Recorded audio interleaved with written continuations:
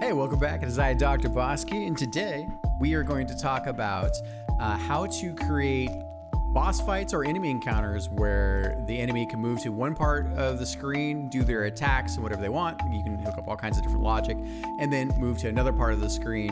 Often, a lot of us, when we think about boss fights, and they come into the screen, and you want them to have different phases, and those phases also represent different attack patterns. So there's a couple ways you can do this, but I have a very quick way to do that. And so why don't we switch on over and I'll show you what's going on. So real quick, so Mr. Mao in our community basically asked a question, and he said he would like another kind of waypoint which coordinates can be relative to camera world player. Another member submitted that idea that would be useful for many things. If you want multiple phase enemy to go back to some position to begin another movement phase, for now you have to teleport your enemy or make it go out of the screen to get to a new position. That would be nice just to be able to set a waypoint to position screen camera relative. Yeah, okay. So let me show you what's up. So we got a little boss here. Little boss, this is just a proof of concept, right? So you can tell as she moves to this point on screen, she's doing her attacks. And then after a few points of damage, she then moves to another point on screen, right? Let me see here. So to make that a little bit more apparent, we do this. I don't know why I'm doing that. I'm being silly. I'm being a silly guy, sorry. Okay, so, and just to give you a sense. All right, there we go. Okay, so, yep, so there she is. A couple points of damage, and now she's moving in the upper right corner of the screen. So let me show you how we set this up. All right, so the cool thing is, and here's a little pro tip for you guys out there. These are basically these dummy movers, as you can see what they're called. I call them dummy movers. They're just enemies. And they're basically enemies because only enemies can have waypoints attached to them, and so you need that extra waypoint logic. So, and the pro tip is if you go into the name of your enemy, the actual file name, not this name here, because you can change this and it can be different from your file name. But you'll notice they put a little underscore in front of that, and that little underscore makes it to where when you're near game box, you can always scroll to the bottom, and these are your like utility helpers. It's expanded functionality, because at some point you don't want to have all these things mixed together with all your enemies when you're trying to pull things out of the game box, right? So, and you can see down here, so I've got like a combo enemy, dummy mover, music enemy trigger, pacifist trigger, all kinds of things that entry spline guide. And so a nice little thing, really small texture, put some text on it. It'll help you out in the future. So for organization's sake. Okay, so what we're doing basically is we set up, we're using the attachment system, and we're using a few dummy enemies, right? So first off, the dummy enemy here, you can tell here I just set it to 1 HP, and I turn off the collision, so no collision in our case. You could leave collision on and do other things. It's flexible.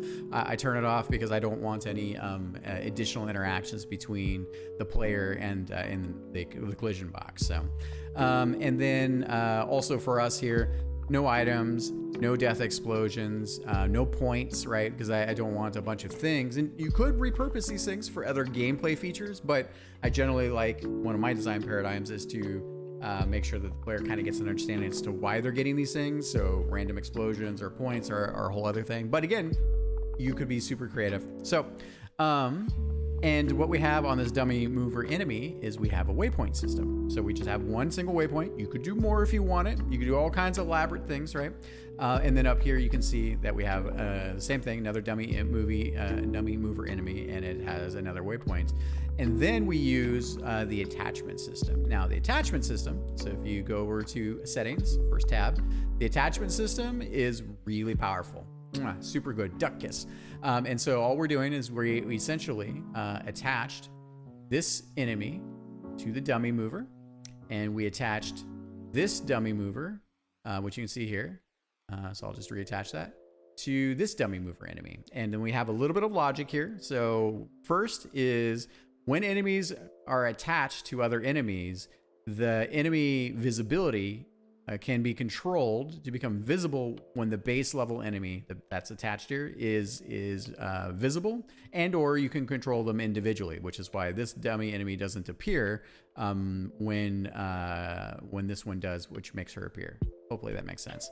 So the short version is that when this dummy mover enemy, we use a trigger here, and this trigger is called viewed by camera. In this case, you could do any kind of other trigger, but that basically says, hey, when it's viewed by the camera, wake up this enemy, which makes it visible. And when this enemy is woken up, it looks at the attachments to it, which just happens to be the Shadesters here, the boss, and also the dummy mover. And so this dummy mover up here has a trigger, and this trigger is called enemy's HP is less than 60 or greater than 60, or less than 60 in this case.